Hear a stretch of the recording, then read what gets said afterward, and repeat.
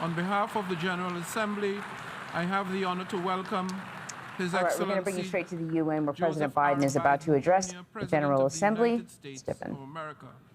And I invite him to address the Assembly. Mr. President, Mr. Secretary General, my fellow leaders, about a week ago, I stood on the other side of the world, in Vietnam, on soil once bloody with war.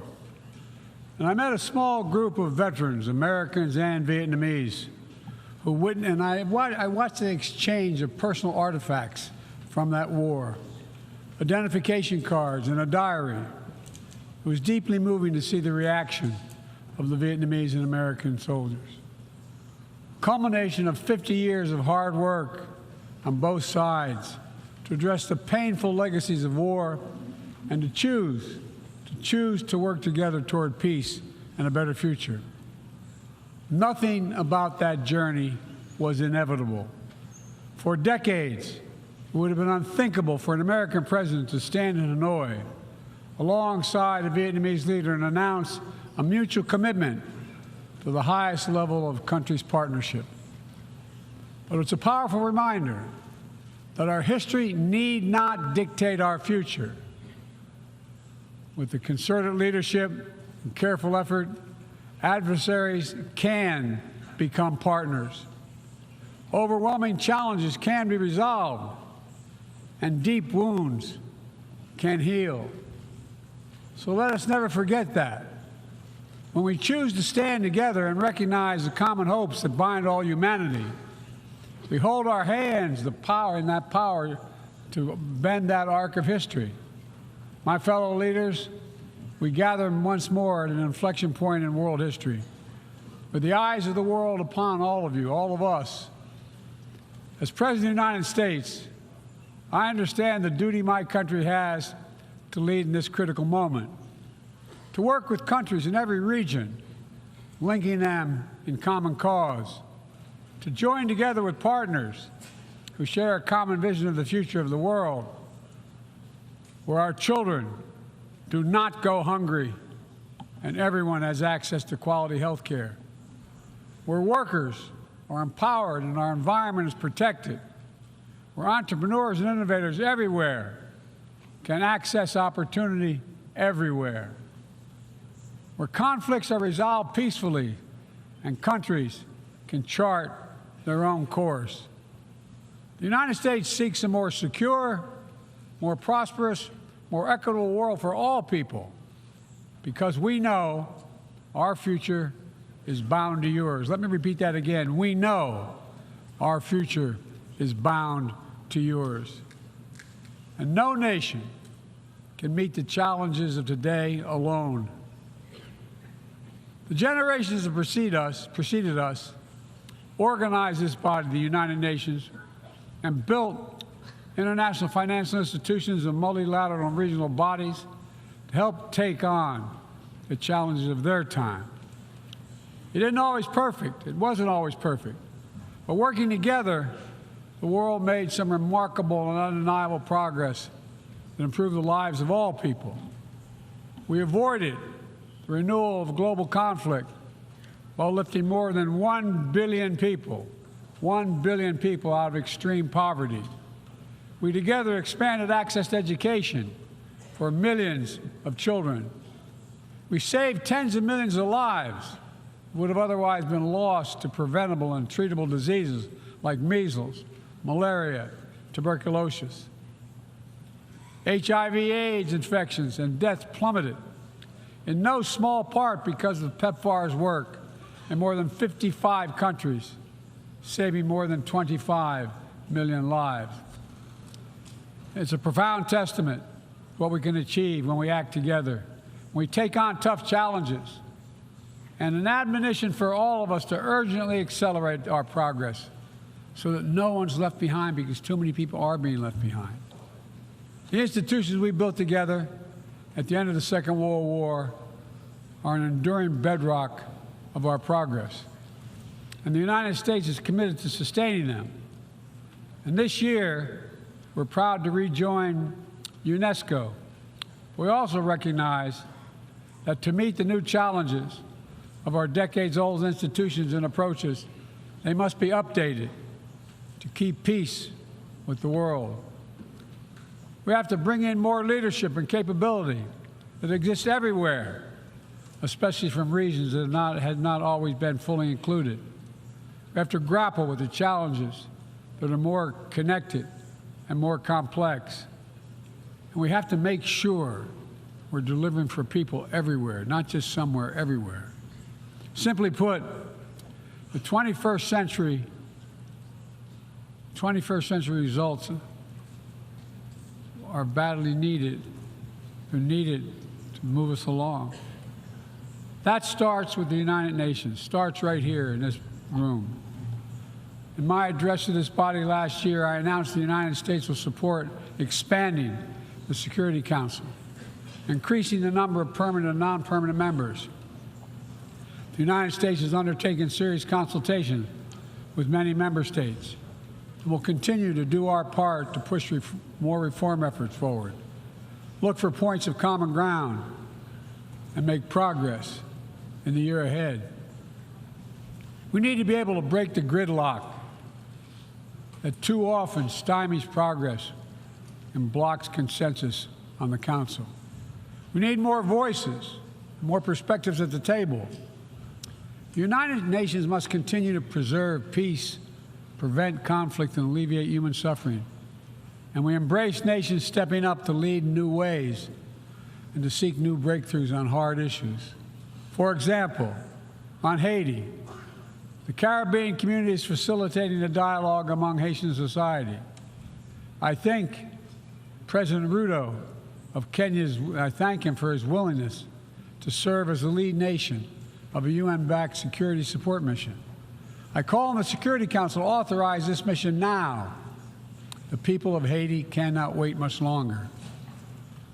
The United States is working across the board to make global institutions more responsive, more effective, and more inclusive. For example, we've taken significant steps to reform and scale up the World Bank, expanding its financing to low and middle-income countries so it can help boost progress toward meeting the Sustainable Development Goals and better address interconnected challenges like climate change and fragility. Under the new president of the World Bank, change is already taking root. Last month, I asked the United States Congress for additional funds to expand World Bank financing by $25 billion. And at the G20, we rallied the major economies of the world to mobilize even more funding. Collectively, we can deliver a transformational boost to World Bank lending.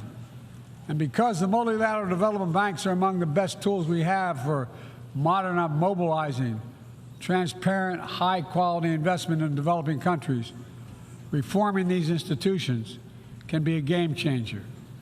Similarly, we proposed making sure developing countries have a strong voice and representation at the International Monetary Fund. We're going to continue our efforts to reform the World Trade Organization, and preserve competition, openness, transparency, and the rule of law, while at the same time equipping it to better tackle modern-day imperatives like driving the clean energy transition, protecting workers, promoting inclusive and sustainable growth. And this month, we strengthened the G20 as a vital forum, welcoming the African Union as a permanent member. By upgrading and strengthening our institutions, that's only half of the picture. We must also forge new partnerships, confront new challenges. Emerging technologies such as artificial intelligence hold both enormous potential and enormous peril. We need to be sure they are used as tools of opportunity, not as weapons of oppression. Together with leaders around the world, the United States is working to strengthen rules and policies so AI technologies are safe before they're released to the public. To make sure we govern this technology, not the other way around, having it govern us. And I'm committed to working through this institution and other international bodies and directly with leaders around the world, including our competitors, to ensure we harness the power of artificial intelligence for good while protecting our citizens from its most profound risk. It's going to take all of us. I've been working on this for a while, as many of you have. It's going to take all of us to get this right. In every region of the world, the United States is mobilizing strong alliances, versatile partnerships, common purpose, collective action to bring new approaches to our shared challenges. Here in the Western Hemisphere, we united 21 nations in support of the Los Angeles Declaration on Migration and Protection, launching a region-wide approach to a region-wide challenge to better uphold laws and protect the rights of migrants. In the Indo-Pacific, we've elevated our Quad partnership with India, Japan, and Australia to deliver concrete progress for the people of the region on everything from vaccines to maritime security. Just yesterday, after 2 consultations in diplomacy, the United States brought together dozens of nations across 4 continents to establish a new partnership for Atlantic cooperation so that the coastal Atlantic countries can better cooperate on science, technology, environmental protection, and sustainable economic development. We brought together nearly 100 countries in a global coalition to counter fentanyl and synthetic drugs to reduce the human cost of this affliction, and it is real. And as the nature of the terrorist threats evolve and the geography expands to new places, we're working with our partners to bring capabilities to bear to disrupt plotting, degrade networks, and protect all of our people. Additionally, we convened the Summit for Democracy to strengthen democratic institutions, root out corruption, and reject political violence. And in this moment where democratically elected governments have been toppled in quick succession in West and Central Africa, we're reminded that this work is as urgent and important as ever. We stand with the African Union and ECOWAS and other regional bodies to support constitutional rule. We will not retreat from the values that make us strong. We will defend democracy, our best tool to meet the challenges we face around the world. And we're working to show how democracy can deliver in ways that matter to people's lives. The Partnership for Global Infrastructure and Investment addresses the enormous need and opportunity for infrastructure investment in low and middle-income countries, particularly in Africa, Latin America, and Southeast Asia. Through strategic, targeted public investments, we can unlock enormous amounts of private sector financing. The G7 has pledged to work with parties to collectively mobilize $600 billion in infrastructure financing by 2027. The United States has already mobilized more than $30 billion to date. We're creating a race to the top with projects that have high standards for workers, the environment, and intellectual property while avoiding the trap of unsustainable debt. We're focusing on economic corridors that will maximize the impact of our collective investment and deliver consequential results across multiple countries and multiple sectors. For example, the Libido Corridor will extend across Africa from the western port of Angola to the DRC to Zambia, boosting regional connectivity and strengthening commerce and food security in Africa. Similarly, the groundbreaking effort we announced at the G20 to connect India to Europe through the UAE, Saudi Arabia, Jordan, and Israel will spur opportunities and investment across 2 continents. This is part of our effort to build a more sustainable, integrated Middle East. It demonstrates how Israel's greater normalization and economic connection with its neighbors is delivering positive and practical impacts, even as we continue to work tirelessly to support a just and lasting peace between the Israelis and Palestinians, 2 states for 2 people. Now, let me be clear. None of these partnerships are about containing any country. They're about a positive vision for our shared future. When it comes to China, I want to be clear and consistent. We seek to responsibly manage the competition between our countries so it does not tip into conflict. I've said we are for de-risking, not decoupling with China. We will push back on aggression and intimidation and defend the rules of the road, from freedom of navigation to overflight to level economic playing field that have helped safeguard security and prosperity for decades. But we also stand ready to work together with China on issues where progress hinges on our common efforts. Nowhere is that more critical than accelerating the climate crisis, than the accelerating climate crisis. We see it everywhere. Record-breaking heat waves in the United States and China, wildfires ravaging North America and Southern Europe, a fifth year of drought in the Horn of Africa, tragic flooding in Libya. My heart goes out to the people of Libya that's killed thousands of people. Together, these snapshots tell an urgent story of what awaits us if we fail to reduce our dependence on fossil fuels and begin to climate-proof the world. For one day, my administration, the United States, has treated this crisis as an existential threat from the moment we took office, not only for us, but for all of humanity. Last year, I signed into law in the United States the largest investment ever anywhere in the history of the world to combat the climate crisis and help move the global economy toward a clean energy future. We're also working with the Congress to quadruple our climate financing to help developing countries reach their climate goals and adapt to climate impacts. And this year, the world's on track to meet the climate finance pledge that made under the Paris Agreement, $100 billion to raise collectively. But we need more investment from public and private sector alike, especially in places that have contributed so little to global emissions, but face some of the worst effects of climate change, like the Pacific Islands. The United States is working directly with the Pacific Island Forum to help these nations adapt, build resilience to the climate impacts, even as we lead the effort to build innovative new partnerships that attack the global challenges from all sides.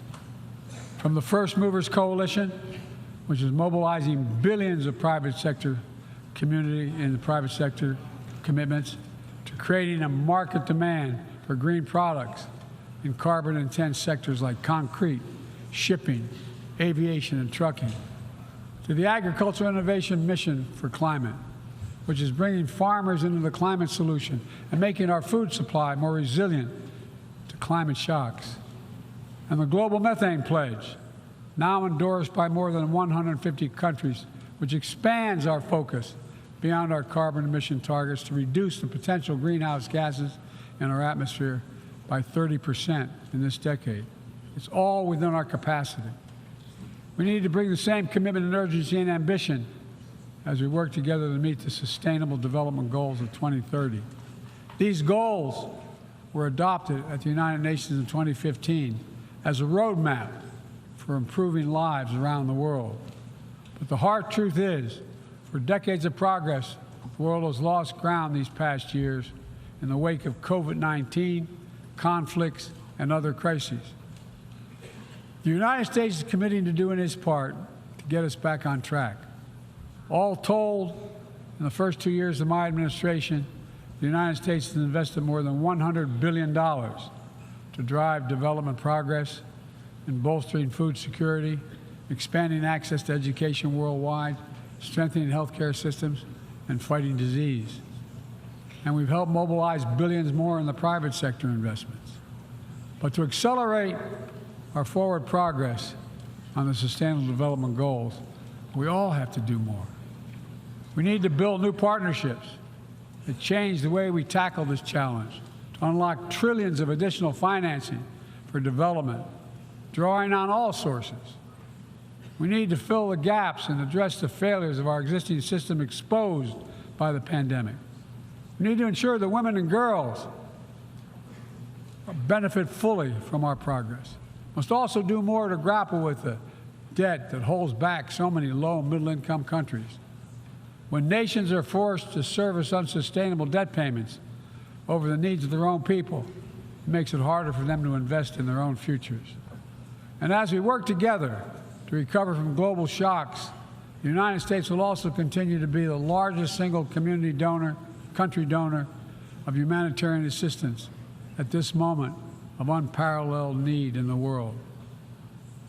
Folks, cooperation, partnership, these are the keys to progress on the challenges that affect us all, and the baseline for responsible global leadership.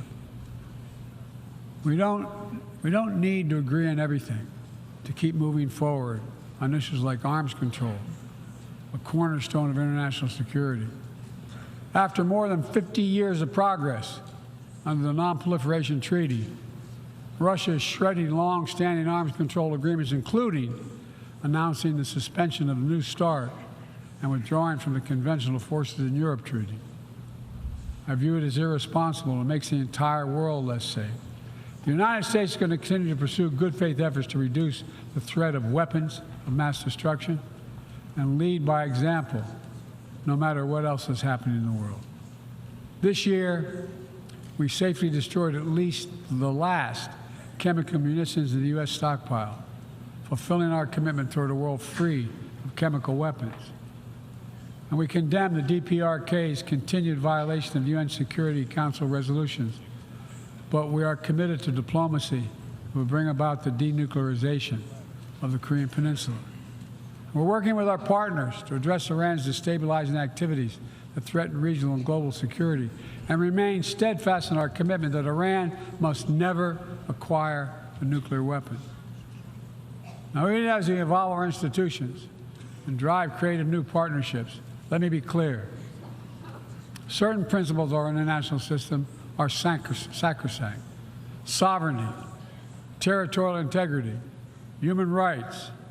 These are the core tenets of the UN Charter, the pillars for peaceful relations among nations, without which we cannot achieve any of our goals.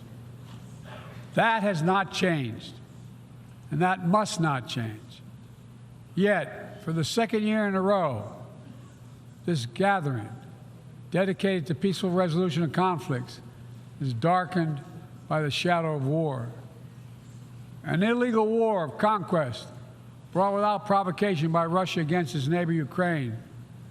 Like every nation in the world, the United States wants this war to end. No nation wants this war to end more than Ukraine. And we strongly support Ukraine in its efforts to bring about a diplomatic resolution that delivers just and lasting peace.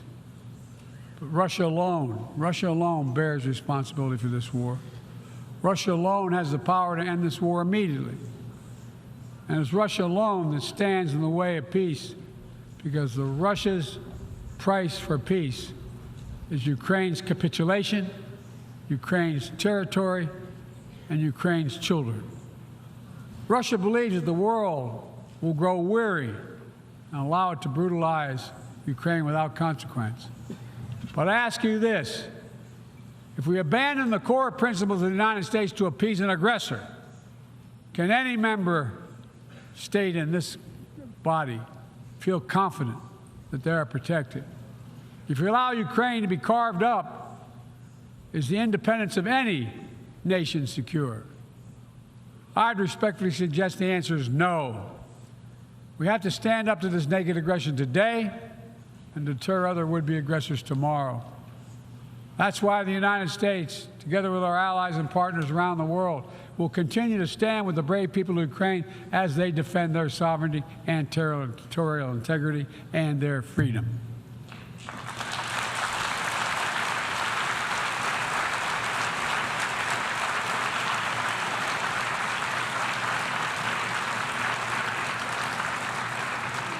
It's not only an investment in Ukraine's future, but in the future of every country that seeks a world governed by basic rules that apply equally to all nations and uphold the rights of every nation, no matter how big or small. Sovereignty, territorial integrity, they are the fixed foundations of this noble body. And universal human rights is this North Star. We cannot sacrifice either. 75 years ago, Universal Declaration of Human Rights captured a remarkable act of collective hope. And I say that again, collective hope. Drafted by a committee representing different regions, faiths, philosophies, and adopted by the entire General Assembly. The rights contained in the Declaration are elemental and enduring. And while we still struggle to uphold equal and inalienable rights of all, they remain ever steady and ever true. We cannot turn away from abuses, whether in Xinjiang, Tehran, Darfur, or anywhere else. We have to continue working to ensure that women and girls enjoy equal rights and equal participation in their societies. That indigenous groups, racial, ethnic, religious minorities, people with disabilities do not have their potential stifled by systemic discrimination. That the LGBTQI plus people are not prosecuted or targeted with violence because of who they are. These rights are part of our shared humanity. They're absent. When they're absent anywhere, their loss is felt everywhere. They are essential to the advancement of human progress that brings us together.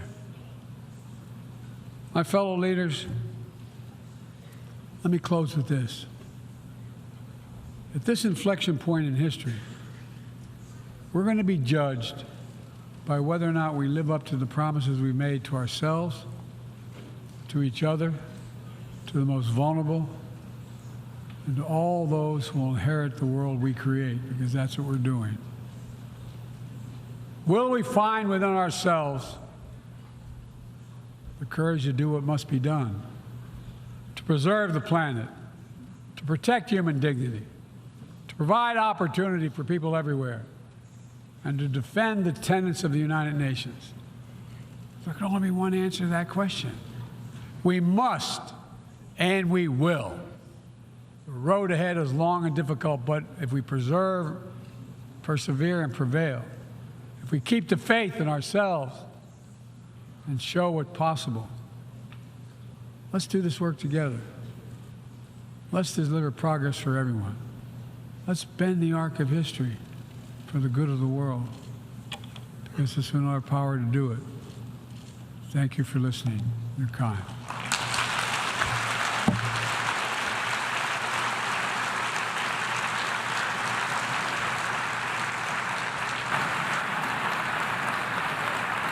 On behalf of the Assembly, I wish to thank the President of the United States of America for the statement. All right, you've been listening to President Biden at the United Nations General Assembly delivering his address to the members that are seated there. The President making the point to specifically end his remarks with a call to action on the war in Ukraine. President Volodymyr Zelensky is in the audience. You heard the members of the General Assembly clapping there at the end of the President's speech. Let's bring back CBS News Chief White House correspondent Nancy Cordes, who was listening along with us here in the studio. So, Nancy, beyond what the president had to say about Ukraine, and it was specifically a call to action that the United States and other nations continue to hope for a diplomatic end to that war, what stuck out to you? You know, I think that if any line is remembered from this speech, it's going to be one of the lines that he had about the Ukraine war, where he said, if we allow Ukraine to be carved up, if we allow Ukraine to lose its independence, is the independence of any nation secure? I would say the answer is no. His argument, of course, for the global community to continue to show its support for Ukraine, even as this conflict drags on, making the argument that Ukraine is going to continue to need not just the emotional support, but the financial support, humanitarian aid, and military aid. Beyond that, he he made a full-throated call for more global action on climate change.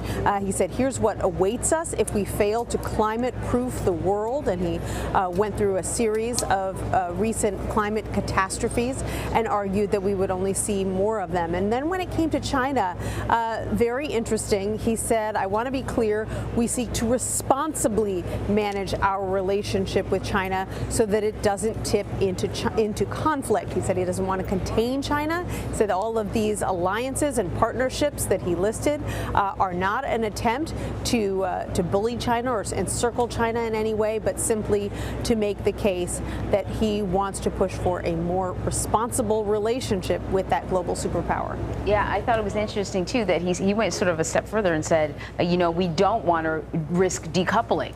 Right. So it's not just about limited expansion, but we want to maintain this relationship that has been mutually beneficial to both countries. Moving forward. Yeah, I thought his wording was very interesting and just sort of like not on the main theme, but I also thought it was interesting that he brought up Haiti and called on the United Nations to pull together some sort of, mission to bring stabilization to Haiti. Right, and he said that right at the beginning of his remarks too, as if to draw attention to that particular situation. But he also said that the global community needs to be there for communities that are suffering around the world, whether it's Ukraine or Haiti or people who are starving or suffering in Darfur, and on and on. And I think that was a recognition that there are a lot of countries and a lot of people around the world who say, you know, we feel very terribly for the people of Ukraine. They are suffering and we see that suffering, but there are people suffering elsewhere too. Why aren't we getting that money? Why aren't we getting that assistance? Why aren't we getting that kind of attention? And I think that those comments that you referenced, Anne-Marie, were really an attempt to recognize that there are plenty of places around the world where people are being treated unjustly. Indeed. Nancy Cordes, thank you so much. You're welcome.